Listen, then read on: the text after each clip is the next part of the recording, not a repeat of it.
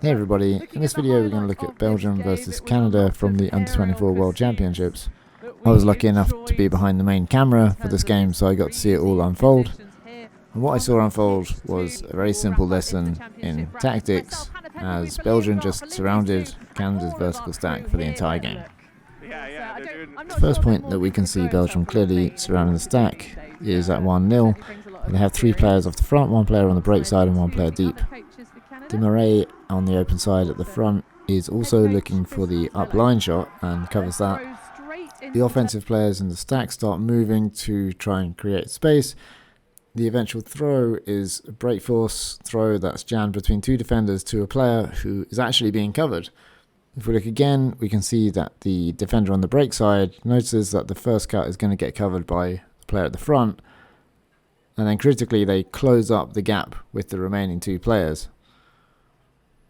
This is the only way that surrounding can be sustainable if the defenders close up those players in the middle as there become fewer and fewer of them. The third pull of the match actually goes over the fence and into the middle of a hockey game, the Masters European World Championships being played next door. Masters Hockey Championships. See them there trying to throw the disc back over. Yeah. Clearly very unhappy about this random bit of plastic that's just emerged into their pitch. Oh, go on, go on. Because they're going to try and throw over that net and it's not going to work.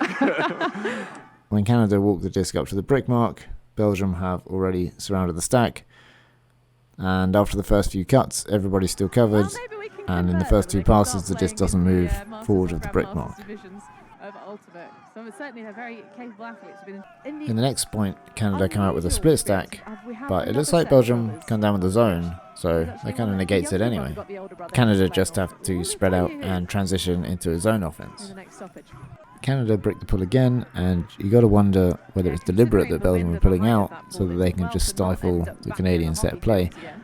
The last few points were zone, but they set up in a split stack and just kind of run towards each other a bit, clearing some space on the far side, which a poach deters the thrower from throwing to.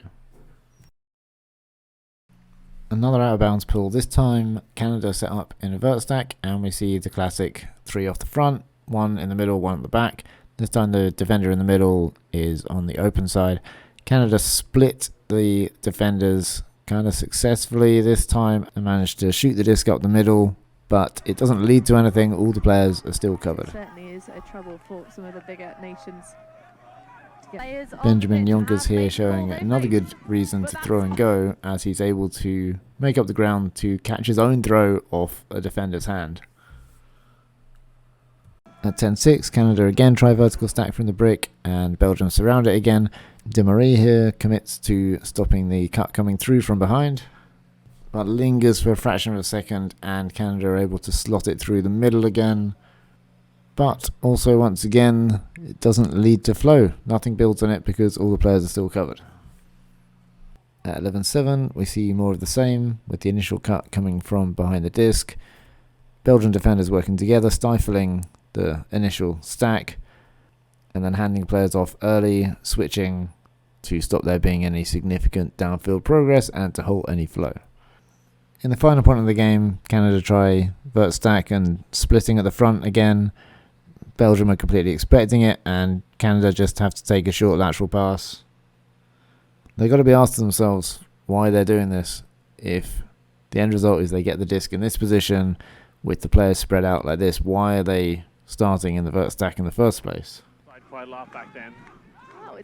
This game is the clearest example yet of how a basic surrounding setup can give a team a tactical advantage over their opposition if they're playing vert stack. Belgium are all incredible players and athletes, as are Canada. Are Belgium that much more athletic that they beat them 13-7? I don't think that's what's making the difference here. It's very rare that you actually see a team play vert stack for the entire game against surrounding, and the team that's playing vert stack wins the game.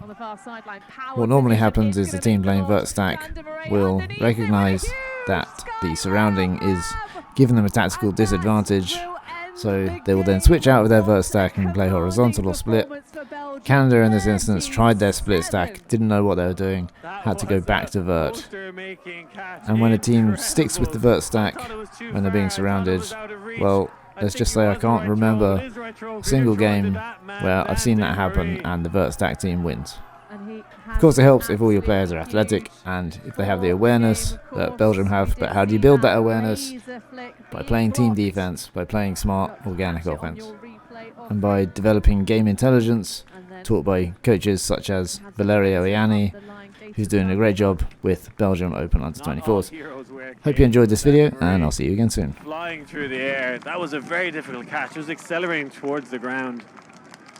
Absolutely. Well, it did seem like the Belgians, after that bit of a meat grinder start for both sides, we had 2 points on the bounce that had 6 turnovers each for those sort of holds in the early stages. But the